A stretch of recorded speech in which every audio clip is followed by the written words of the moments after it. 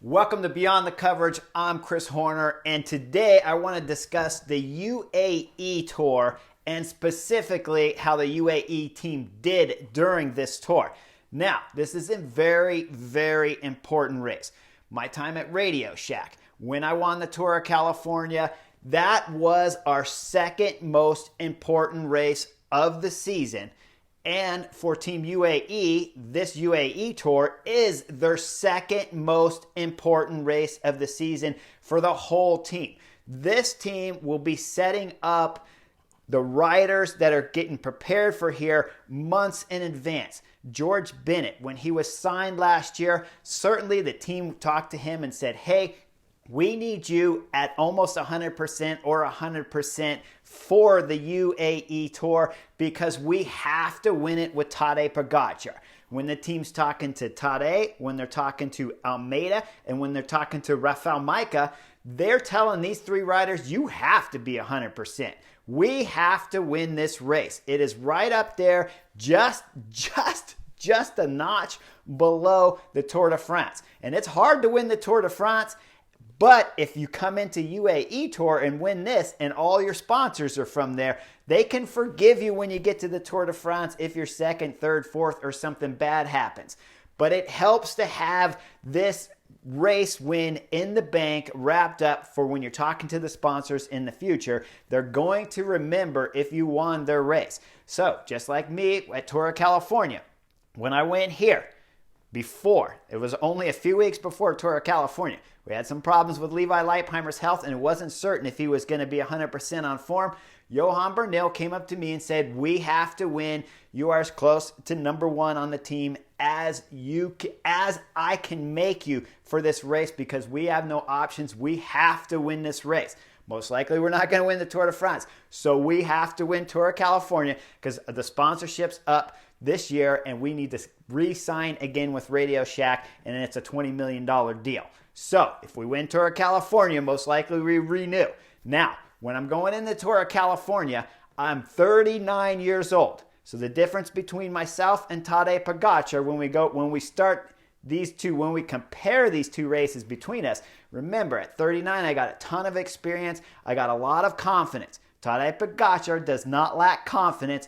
Experience and when to use it is maybe his biggest weakness throughout his whole arsenal of tricks. And I'm going to tell you why when we start dissecting these stages, these mountain stages on stage 4 and stage 7 of UAE Tour. Now, when we go into UAE Tour, if you're Tadej Pogačar, remember this is the very first race of the season. For the whole team, major objective, but first race of the season for Tadej Pogačar. The beautiful thing about the power meter when you're training at home, your SRM or whatever power meter you're using, the beautiful thing about it is you know where your fitness is. Now, some of these 20-year-old guys, and Tadej Pogačar is only 23, some of these kids might not actually understand the value of the power meter, but I'm telling you, there wasn't much doubt. When you look at the power meter, you know if you're on form. Before I won a Tour of California, I'd seen all kinds of articles written out about all of the favorites for the Tour of California, and I was left out of it. Now, I knew the weeks before that my numbers were fabulous, my weight was fabulous, and I called up Vela News and I spoke to the article chief there and I said, hey, your guy, whoever wrote this ridiculous article for the Tour of California left me out. I'm going to drop all your guys. I'm going to win the California, and then you can tell them all about it. So, like I said, 39 years old, a lot of confidence, but because of the power meter, you know what it reads. Now, we get to stage 3, the time trial at UAE Tour. Tadej Pogačar blazes it, finishes 4th or 5th. He's only just under 20 seconds, I believe 18 off of Stefan Bissinger, and just behind Filippo Ganna and Tom Dumoulin. Now, that shows that he's on fabulous form. It's an 8 or 9 kilometer flat time trial, and Tadej Pogačar blitzed it ahead of all of his teammates with Joao Almeida finishing about 4 seconds behind him. That means you got some form. Depending on how you felt for that TT2, you start to add your power numbers from that TT and your sensations. Now you should start to know you have some form when we get to stage 4 the next day. Now, we're going up a 20-kilometer climb. It's the first test for Tadej Pogačar of the season. So you can understand some of the team tactics at the bottom of the climb and why Tadej Pogačar is letting this fiasco happen at the beginning of the climb. Now, going into the climb, starting at the team bus in the meeting, probably the directors said, hey, we have Rafael Majka, we have Almeida that's close on GC, Tadej Pogačar is on GC, George Bennett ain't too far off on GC. I believe he's just behind Rafael Majka. So we got some cards to play. We're going to start attacking. We're going to get to the bottom of this climb. This is what the director's saying, I'm assuming, in the bus. Maybe he talked to Tadej Pogačar, and Tadej Pogačar said, man, I don't know. I don't quite have Tour de France form. I'm good, but it's not quite there yet. I would assume many times throughout my career when I showed up at races and I thought the numbers were just a little bit off or the sensations weren't fantastic, I would tell the team the same thing. I'm good, but I don't know exactly how good, so maybe we play anybody else on the team, so the whole GC guys at the beginning of these climbs. This climb starts, and that seems to be their tactic. They're flying off the hook all over the place. It's a 20-kilometer climb, but it really starts around 12 kilometers when the action starts getting thick. After the EF education riders, we're coming off the front working for Stefan Bissinger. George Bennett gets on the front. Rafael Majka's lighting things up left and right. I mean, he is attacking all over the place. I'm sitting on the couch. What's he doing? What are you doing, Rafael Majka? Okay, maybe, possibly, Tadej Pogačar's not that good. He looks fantastic on TV, but maybe he's not feeling that good. Then we start seeing what he looks like. He's on the radio at times telling guys to make it harder. Rafael Majka's attacking some more, going in groups that are 4, 5, and 6 in numbers. He's clearly not fantastic because we see guys around 6, 7 kilometers to go that are jumping across and bridging up to Rafael Majka. So if you're UAE Team Emirates, why are you playing Rafael Majka at the front? If you look at the size of the group, we're talking 25, 30 guys still left in the group. My God, Filippo Ganna is still there in the group because the pace has been so on and so off that the big time trial specialist is putting on a show and he's bridging back up and closing the gap every time he gets dropped with an attack. But remember, it's 30 guys now with 6 kilometers to go. Just to prove my point even more, it's Intermarché that gets on the front with 3.5 kilometers to go. And what are they doing? They're driving it on the front for Jan Hertz. Remember, Jan Hertz won a summit climb just the week before at Oman. Now he's sure he's a climber. I almost died laughing when I'm sitting on the couch. Intermarché's on the front. They're driving it, and they're hurting guys out the back. And I'm thinking, oh, Jan Hertz, bro, I know you won last week. I know you won the GC. I know you won the Hill Summit, but there wasn't any climbers there, bro. This is not going to work. Hope sometimes can really put a dagger through the heart. And they're on the front driving it. It looks fantastic on TV. But guess what? You're not going to get rid of Tadej Pogačar. Yates is flying.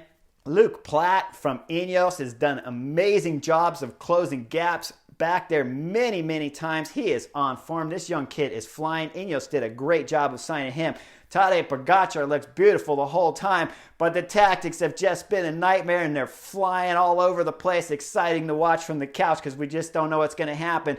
They finally put guys on the front. They drive it in hard with Rafael Majka on the front and then Joao Almeida. And then you're talking about Tadej Pogačar, the 2-time Tour de France legend who just lights everybody up and wins the stage. But you look at this stage 4, you look at the finish, the time gaps are almost all together between 25, 30 riders. And Filippo Ganna almost got the yellow jersey on today's stage because it was so slow going up the climb. Spectacular for us to watch, but an absolute nightmare of a tactic for Tadej Pogačar. This reminded me of the first 8 stages of last year's Tour de France where Team UAE Emirates were all over the place and following attacks, making attacks, all of them trying to win the time trial.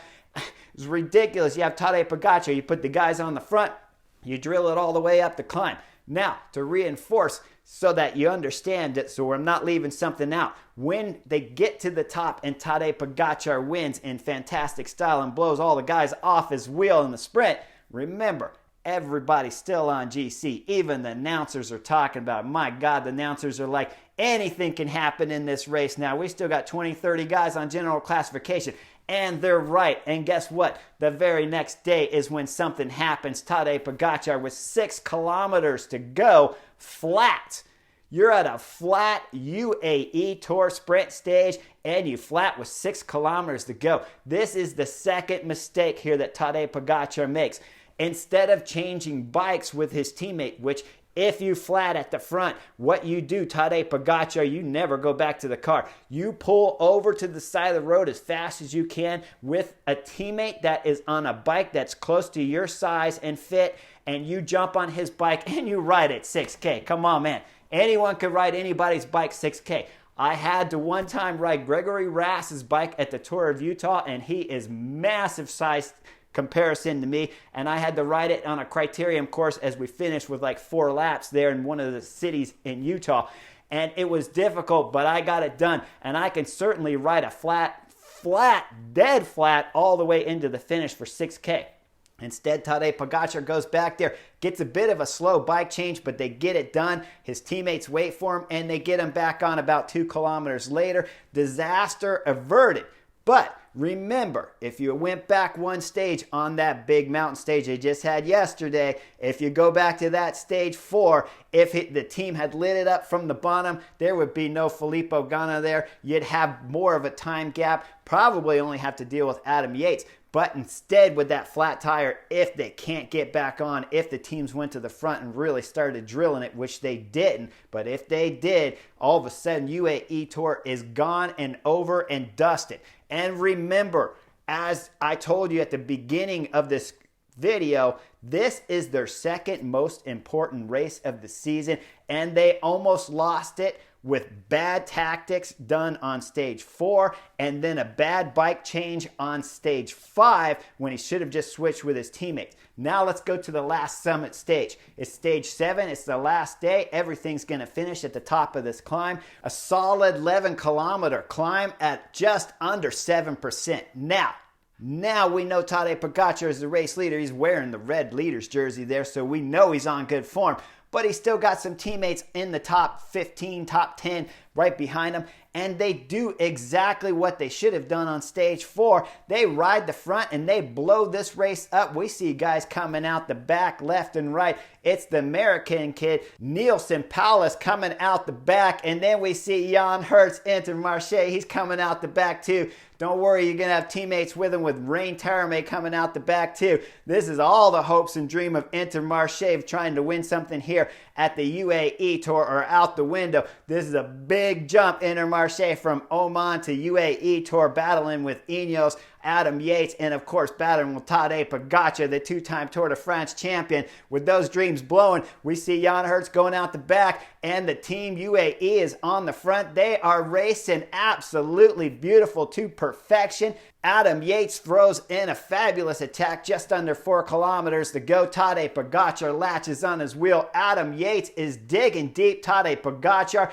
comes through for a small pull, and then the 2 riders up front ease up, and they're caught by Pello Bilbao and Joao Almeida. Now, here comes the next disastrous mistake at just about 1.2 kilometers to go. Joao Almeida, as he catches, swings off the back and past the guys and starts going solo up the road. This is another terrible tactic, guys. Oh my God, are you kidding me? When you look at this moment, the difference in time gap between Tadej Pogačar and Simon Yates is only 17 seconds. There's a 10-second time bonus on the stage. Adam Yates needs about 8 seconds in order to win the UAE Tour. And what do? UAE Team Emirates is allowing Joao Almeida to go up the road solo. Now, of course, I understand the tactics. You viewers at home understand the tactic. It's simple. They're going to send Joao Almeida up the road, and then guess what? Either Pello Bilbao or Adam Yates has to chase, or possibly Joao Almeida can win the stage back there while Tadej Pogačar sitting on. But here's the problem with this. You already have a stage win in the bag. You already have the race leader. Most likely, we know Tadej Pogačar can win this in a sprint anyways, but instead they're going to give Joao Almeida a chance to go up there and win the stage. Terrible tactic, and this is exactly why. Remember stage 5 when he flatted with 6 kilometers to go? What happens if he flats right now? There is no car close by. His teammate's still 15 seconds back there, Rafael Micah at least. Joe Almeida's up the road. He's not going to know he flats. Adam Yates is on fabulous form, bridges up to Joe Almeida, and then wins the UAE Tour. And all that work and preparation from Team UAE is lost when they lose for one crazy mistake of trying to let another rider win the stage instead of just put him on the front, wrap this thing up, call it good. Everybody re-signs. It's a fabulous year, whether if you win the Tour de France or not. The risk, the tactics at this UAE Tour from Team UAE were absolutely horrendous on stage 4, and they were bad at 2 kilometers to go on the last stage. They could have lost the whole UAE Tour in the last kilometer of this race, and all it took is a flat tire, boys. Come on, what happened? Last year's Tour de France from stage 9 all the way to the finish, Tadej Pogačar and your team were fabulous. I'm here to tell you right now, Tadej Pogačar, your biggest weakness is not just telling the team exactly what you want. If you feel good on the start of the climb, if we're week 1, day 1 at the Tour de France and you're on form and you're sitting in the bus and your directors back there are going, hey, we're going to start sending guys up the road. Guess what? Because then they'll have to chase everyone. If they're going to leave you isolated to lose a race with 1 kilometer to go, Tadej Pogačar, you get on the radio and you say no. In the team bus, if you know you're on form, you tell the director right there, no. We're all racing for me. That's the way it is. In the Tour of California, when I went there, it was Levi Leipheimer. He crashed coming off of one of the corners, went into the gravel. I don't believe he went down, went off the road. I told the team right then at that moment, you guys are racing for me. We'll bring it into the climb, and then I'll wrap the stuff up. This is what you have to do. Now, I was 39 years old, and I had that mentality from about the time I was 30, where I was no longer afraid to call the shots in the bike race and say, this is the way we're going to do it. My only weakness that I can see from Tadej Pogačar is his inability to tell the team, hey, we're doing it this way because I feel good. I am the leader. I don't care if somebody else wants to win a stage here at the UAE Tour. I'm going for the win. I have the form. Let's wrap this up, guys, and let's get to the Tour de France, because if we win the UAE Tour, we're pressure off all the way to the Tour de France. That's my take on Beyond the Coverage. I hope you guys enjoyed it. It's a long one, but there was a lot to dissect. I missed it on the butterfly effect on vacation. So make sure you like and subscribe, and I'll see you on the next edition of Beyond the Coverage.